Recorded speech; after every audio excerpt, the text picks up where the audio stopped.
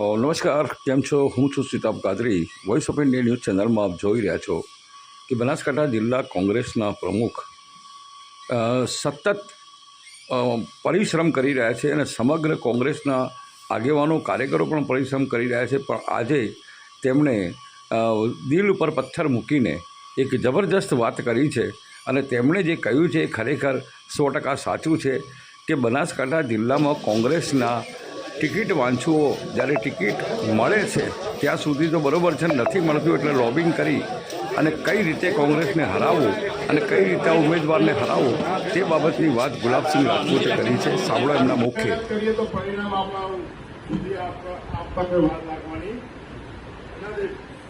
છેલ્લી ઘડી સુધી ટિકિટની રાહ જોઈએ, છેલ્લી ઘડી સુધી આપણે લોબિંગ કરીએ અને મળે તો ઠીક છે, ના મળે તો પછી બીજું કરીએ. હરાવવાનું કામ કોંગ્રેસ જ હરાવે, બાકી કોઈ હરાવી શકતું જ નથી.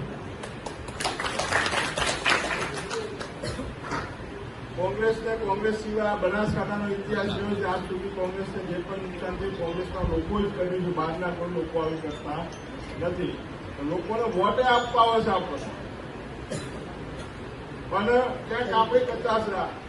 આ વખતે કદાચ બનાસકાંઠાના પરિણામમાં એક આપણને મોટું નુકસાન થયું હતું લગ્નગામ.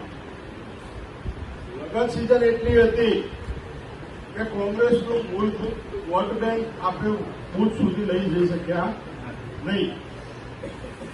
તમારા દિશામાં દલિત સમાજના સમૂહ લગ્ન હતું તો કેટલાય ગામડાઓમાં એનો ફરક પડ્યો, છેકમાં લાખાઈ સુધી એનો ફરક પડ્યો. એવી રીતે દરેક સમાજમાં લગ્ન, ઠાકોર સમાજમાં હોય, દલિત સમાજમાં હોય, રબારી સમાજમાં હોય, ચૌધરી સમાજમાં હોય, જે ઉમેદવાર આપણે અમારા મોટા કાપડાની અંદર